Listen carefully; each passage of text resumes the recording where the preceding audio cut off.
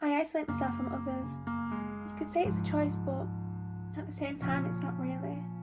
It's because of my anxiety. It's messed up, I know. And I know other people go through this, which is why I guess I'm talking about it. It's not that I don't want to meet new people or make new friends. It's just every time I do, I think back to a time in my life when I trusted someone who betrayed me. My brain questions all sorts of things. Then my anxiety kicks in, and it's back to square one. I don't actually like talking about the different phases of my anxiety. Guess that's a story for another time. I'd like to think, though, that if it wasn't for my anxiety, I'd actually be a sociable person, because my brain just makes me isolate from others, and I really don't like it.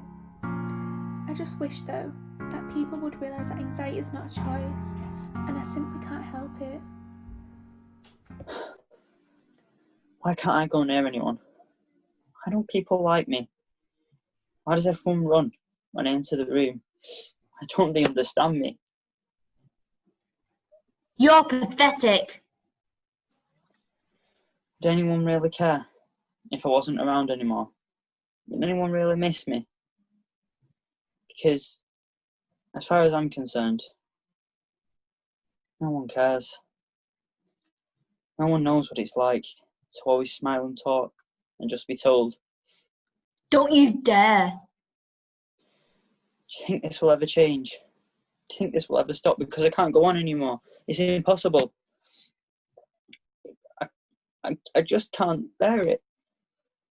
So I'm going to change it. I'm going to make it stop. I need to do it because every day the pain gets double. That's why I need to do this. I need to burst my bubble. There are 7 billion people on this planet, and I've never had a real friend. I don't know what I'm doing wrong. I don't know what people I should believe. Me? Them? I can't understand, and I won't understand. My awkwardness, my anxiety, they shoot me down. Not to mention I'm different. To my hair, to my face, to my clothes. Everyone stops by and stays for a while, gains my trust, and then disappears. That's just how it is in my world. There are 7 billion people on this planet, and none of them are real. I feel alone. No one to see and no one to talk to.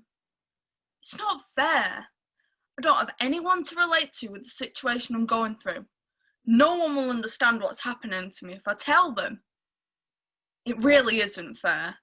It's like I'm the only one suffering, and if I was to tell someone what was happening to me, they would think I was strange or tell me that I should be lucky with the opportunity I was given.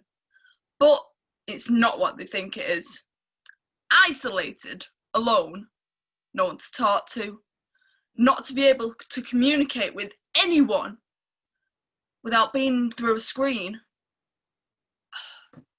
I just wish it was back to normal.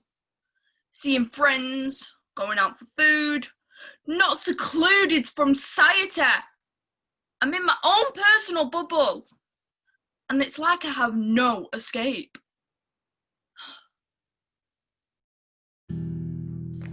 Starting the day, I blew my bubble, same as everyone else. Though, unlike everyone else, I decided today, like every day, my bubble will remain unbroken, whole. Of course, my mum wasn't happy with this decision, she never was, but I didn't dare interfere with her shouting, I didn't dare risk entering her bubble. On the way to school, the bus driver offered me a free ride. I shook my head. I didn't want to risk entering his bubble, though, after the walk was done, I entered the school building. My bubble had shrunk. The day went on as always, and with each nice comment I ignored, the impenetrable fortress of my ever-shrinking bubble grew smaller, though I always watched just one girl. Every question by a teacher was ignored, every snarky remark from the school bully just echoed through my mind, but I didn't dare respond. I didn't dare give him the satisfaction of breaking through my bubble. My life.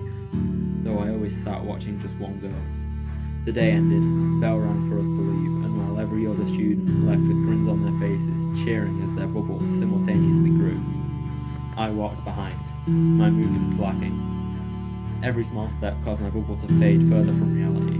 That was, until I heard the silent whisper of a female. "Hi," she muttered, causing me to turn around. The poor girl, her bubble was smaller than my own. It was her. It was the girl. Surely I couldn't deny just a single word. Hey, I uttered back with third dialect. Our wolves joined together, beginning to grow in size. We both smiled.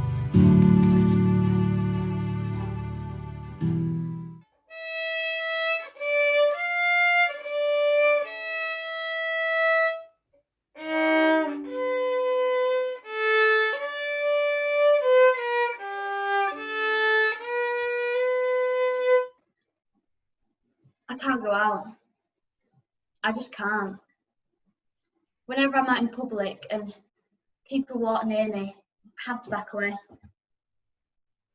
I just want to stay here, in my sanctuary, my safety bubble. I know I'm not sick anymore, and I know I'm not contagious, but every time I take a step into the world, all I can hear is, no, don't go near the other children. No, you can't play with them and their toys. You don't want to make them ill, do you? You're a very ill little girl, but we'll soon fix that. Words of fake sentiment and broken promises. I've heard it all too many times with blank, meaningless faces that were just doing their job, not seeing an orphan child, small and afraid, looking up at them blank faces, trying to see what a real smile is again. But I want to socialise, and I need to get out there. Okay, I can do this, can't I?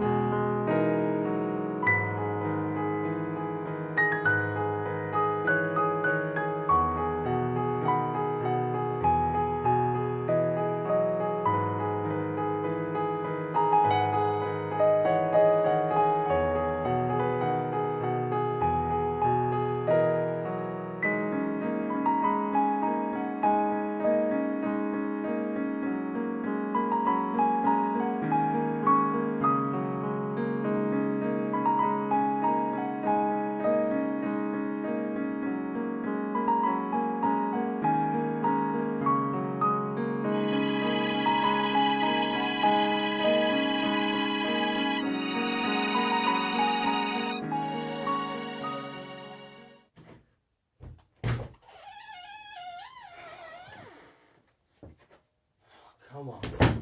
You can do it. I can do it. I can do it. Come on.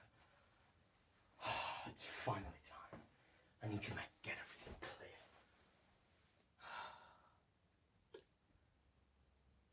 It's been almost a year now since that day. The day everything went wrong.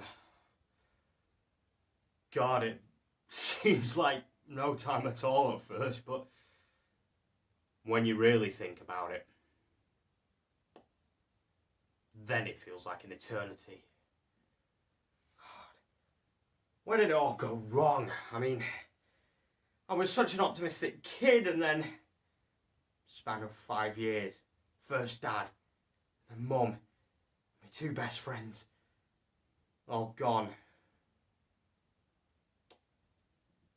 I couldn't take it.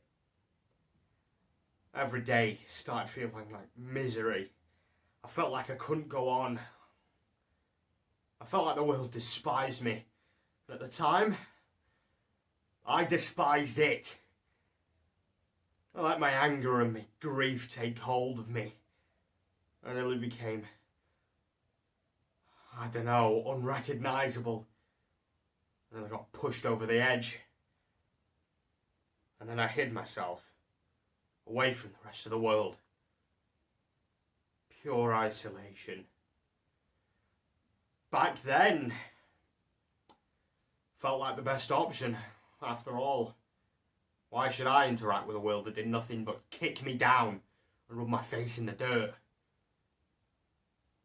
But then, my friends found me. The ones that were still left. Picked me up. Wiped the dirt from my face. And I suppose they made me realise the world wasn't so cruel after all. I just had bad luck.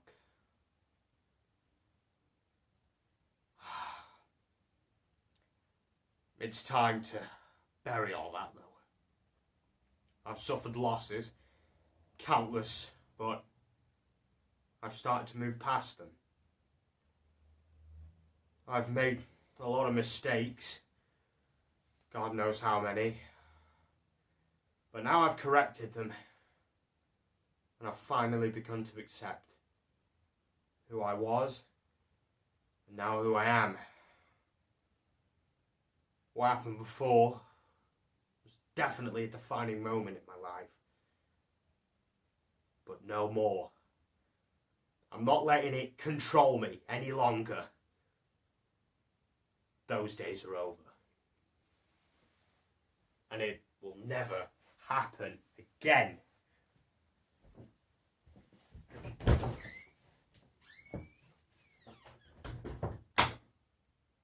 Sometimes things happen for a reason. Change can be good or bad. Just depends on your adaptation of the situation. Oldham Theatre Workshop is such a fun place to escape and get away. The group brings me happiness and lights up my Tuesday nights. The atmosphere and friendship we've created in such a short time is amazing. Oldham Theatre Workshop has been a godsend to me before and during the pandemic.